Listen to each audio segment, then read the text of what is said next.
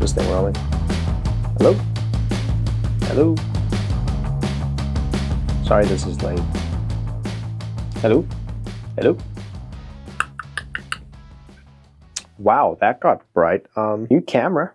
We're going up. We're going up in the world. I know I usually get these late. Last year I was pretty early with it.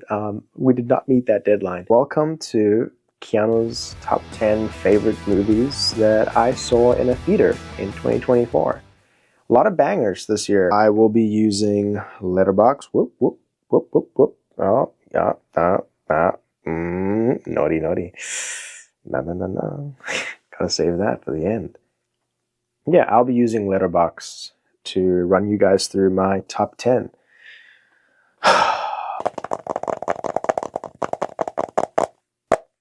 Ready? First off, top 5 honorable mentions. We'll run through these bad boys pretty quick. Number 15, Blink Twice. 14, We Live in Time.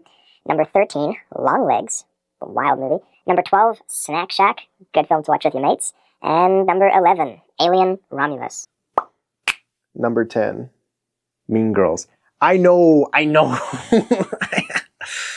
We're starting off good. I'm a huge fan of the first Mean Girls. Didn't know that both were written by Tina Fey. For those who don't know, the Mean Girls in question is the musical that came out in the January, I believe, of 2024. And it's a adaptation of the Broadway musical that was adapted from the original 2004 film. 2024 was, I believe, the 20-year anniversary. They did show the film at a local theater on October 3rd, and I missed it. And I have not slept peacefully since. I love the reinvention and, you know, the recontextualization this film has to do with, like, the advent of social media as how these new young people are experiencing high school. Yeah, shout out to Tina Fey. Yeah, I liked it. I liked it a lot. And it's got Moana. Guys, it's got Moana. That's cool. Oh, Moana 2 will not be on this list. All right, number 9, Wild Robot. I really loved this one. I didn't expect much of it. I got to see it in Screen X, I think is what they call it. It was like a surround screen. Hope I'm not butchering that. Widescreen? Nah. Screen X. I think it's called Screen X. I am not a parent. I'm not close to being a parent. But having been one who has parents, I found this film to be very touching. The film is so gorgeous. I love the animation style. But above all, I think the thing that I loved the most in a very sadistic way is I love how this film handled death. Especially for all intents and purposes, animation is for all ages. But, you know, these things are genuinely targeted towards children. And I love how they handle death. I really love how this film demonstrates and in some ways just shows death and gets you comfortable with it. It's cruel, it's unusual, but it's life.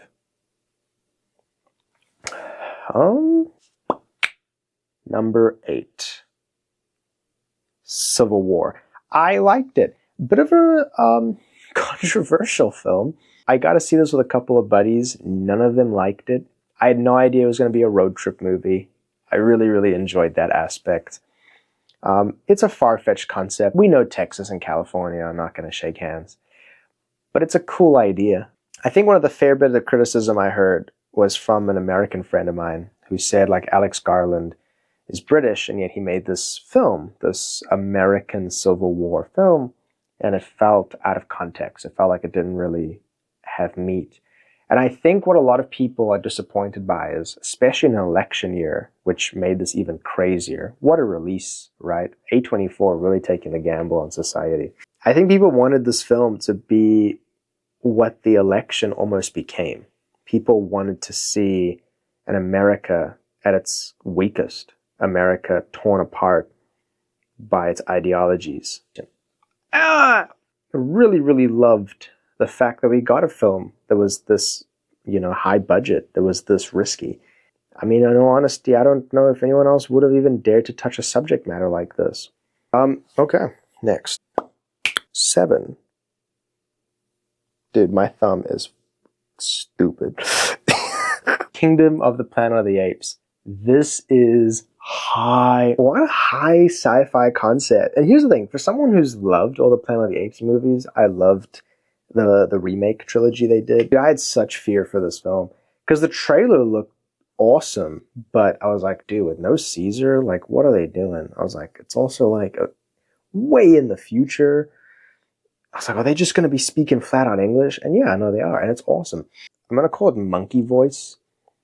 The way they do ape sound, like, I don't know if monkeys would talk like, you would assume they have like similar vocal cords to us, so I understand where they're going with it in terms of concept. But it's just kind of hilarious when they talk like this, especially the line, important, important. Or even better, what is the, have you heard of evolution? Like, have you heard of evolution? 6. Anora. Woo. This is when the kids are going to have to put down the iPad. I'm new to Sean Baker's work. He's been around for a while. I mean, I've heard of Tangerine and all that stuff. I didn't know he was raunchy like this. I'm assuming all of these films are quite similar. Very naughty. Naughty. Yeah, no, Sean, first question. No intimacy coordinator? What? Honestly, I don't have much to say. I think this is one of those films where the less you know about it, the better. Just because I think it's a pretty straightforward plot. But what I love is, you know, Sean Baker's made a career out of working with just complete unknowns. He just works with actors that have never acted. And by that, I mean like people right off the street. I can tell when that person's not an actor, but they don't detract from the believability. Good movie. Please watch it. Modern day Cinderella. Really enjoyed it. Come on, find me. Oh, hello. We made it. Keanu, Sousa, Mendes is top 5 favorite films. Challengers. Boom, dude. What a movie. Drama. Tom Holland, you're a better man than me. You're such a better man than me. I obviously discovered I better be in focus, bro. Don't let that happen again. Luca Guadagnino. Zendaya. What a fascinating film about drive and purpose. So, and just a really, really good narrative with a strong point. But yeah, dude, 9 Inch Nails. What a dude. Good movie. I like this one. Number 4. Nosferatu. I like the stash. I do. I like the mustache. It grew on me. I do want to preface, I didn't know anything about Nosferatu going into it. So within like half of the first act, I actually leaned over to my buddy and said, isn't this Bram Stoker's Dracula? It's so haunting. I mean, kudos to Rob Eggers. He really wanted to bring back the horror element to vampires. He said the idea of going back to a time when people genuinely believed that these were real things and not just like horny, eternal beings who keep going to high school. Beautiful. What a beautiful film. I'm a sucker for good night shots. Those night shots?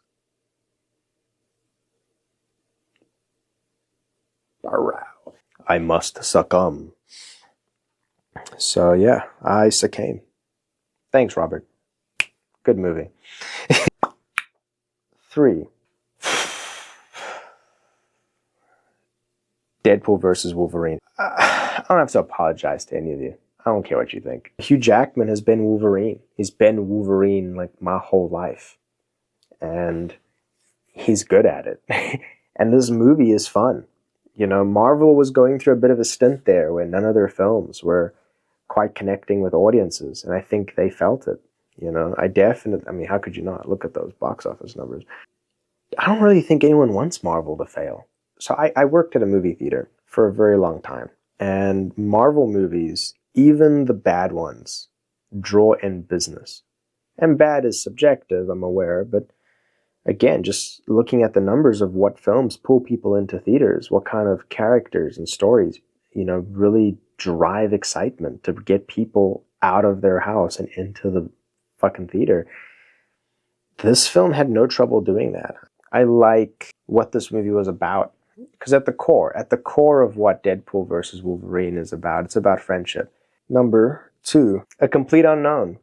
Bam! To me, welcome to the list. Oh, that's cool. If you're on LetterBoxd, I just shook my phone, a little gremlin popped up to say hi, and then runs away. I love this app. LetterBoxd, you're the shit. I truly feel like I don't know much. I got to spend time with him, but I didn't get to know him. What a unique individual. Just the way he comes into town and his climb to success. It's mesmerizing. I don't get the criticism. A lot of people say this film was by the numbers. It was simple, run-of-the-mill, by the numbers. I think if you felt that way about this film, you're silly. Because what do you want? What do you want? What do you want? Bob Dylan to be like homeless and then like a floating guitar descends from the sky and he's like, floating guitar, or what is this? And the guitar says, I am floating guitar. If you sacrifice your soul, I will make you a rock god. It's just a dude who picked up an instrument and happened to be good at it. Like, I think that's interesting enough. He's a complete unknown. I will not apologize for that. Nope. Drum roll, please.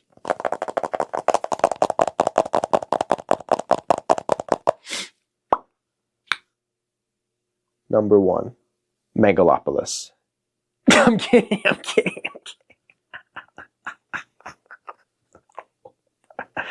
Bro, what? The Godfather. The Godfather Part 2. There was only ever 2. Apocalypse Now. Bram Stoker's Dracula. Megalopolis, bro? Megalopolis? Francis Ford, I don't even feel bad about dogging on you, man. This was a wild trip. I'm almost grateful that you made it because it's probably my favorite experience in a theater for 2024. It's not number 1. There will be number 1, I promise. There's a real movie. But, dude, what was this? Like a fever dream. And I get it. Like, I support what he did. He sold the farm. He literally bet the farm. The man sold his like winery. He put his own money into it. My friend was in the film. This guy, I don't even want to say anything. I hope that no one takes this as a negative review. You need to see it. It's not in the top 10, not even close, but you have to see this. Anyway, okay, for real this time. Number 1, It Ends With Us. I'm kidding. Okay, fine, for real. I'm going to keep a close eye on that court case. Number 1, Dune Part 2. Dude, come on. It's Dune. What are you probably was sitting there looking at my whole list going like, oh, wow, Dune 2 didn't even like make top 5. Number 1, Denny. Ooh, bro. I'm yet to have seen a bad film by this guy. I don't think it exists, which is so intimidating. It's insane. I remember the anticipation when the first one came out in the pandemic, and it really wasn't clear if they were going to greenlight the sequel. I don't know what that stress must have been like for Denny, but let me tell you, brother. That shit was real.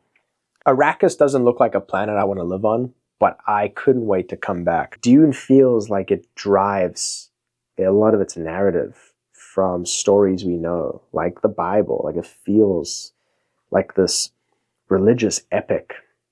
And he rides fucking giant sandworms. Bro. It's fucking sick. I love it, man. I love this movie so much. And I think number 1 reason why it's number 1 for the year, I feel like we're lucky. I feel like we're really, really lucky to have a movie like this. I want more. I'm beginning to feel the greed. I want more Dune. And I'm kind of glad that we're only going to get one more. You know, Denis Villeneuve made it very clear that his only desire is to make Dune Messiah and then call it a day. So, yeah. Big year for cinema. You know, first off, LetterBoxd Stats here for anyone who gives a shit. What a fun app. For anyone who isn't using Letterboxd, I strongly encourage it. Love the diary feature. I keep my movie tickets. This little guy right here. I got this off Etsy. It's like super convenient. And I just keep all of my tickets in there. I mean, I think I can find the Dune 2 ticket in here. Yeah, right there. Right there, look at that. Dune Part 2. For anyone who's a bit of a sentimentalist like myself, cannot recommend these guys enough. I said this last time and I'll say it again. The time before that, I'll probably say it next year. It's impossible to watch everything that comes out in a year, right? But that doesn't mean we should stop trying, because how else can you prove that it is impossible? Gotta at least try. So, a lot of movies I wish I got to see. Hopefully the Academy re-release will give me the opportunity to catch on the films that I missed out on.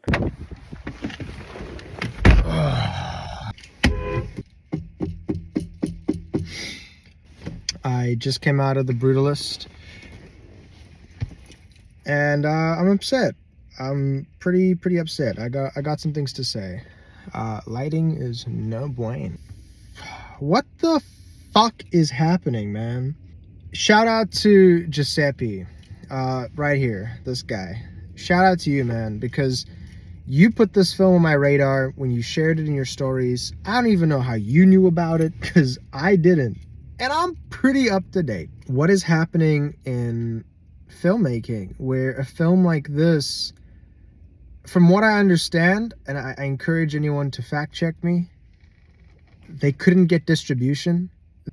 And I just sat through a 3.5 hour phenomena. There needs to be more appreciation for this stuff. And I mean, it's not like it doesn't exist. The Brutalist clearly broke through the glass ceiling. It clearly got a wider distribution than what it was initially supposed to get. That's how I saw it. But the fact that there was a reality in which this film might have never made its way to me is heartbreaking. I don't want to rant on forever. I think I'm really moved. It was a very powerful film. It really resonated. And I'm beyond grateful that I got to see it the way it was supposed to. I wish I got to see it in film, but fuck it, man. I'll take whatever I can at this point. Guys, please, if you can, go check it out. It's awesome.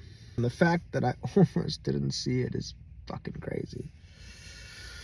Hopefully the Oscars will throw a bone. I'm jealous. Every once in a while, a film comes out that just blows my mind. And this is one of those movies. Medicine's tough, guys, but you gotta take it. It's the only way you get better.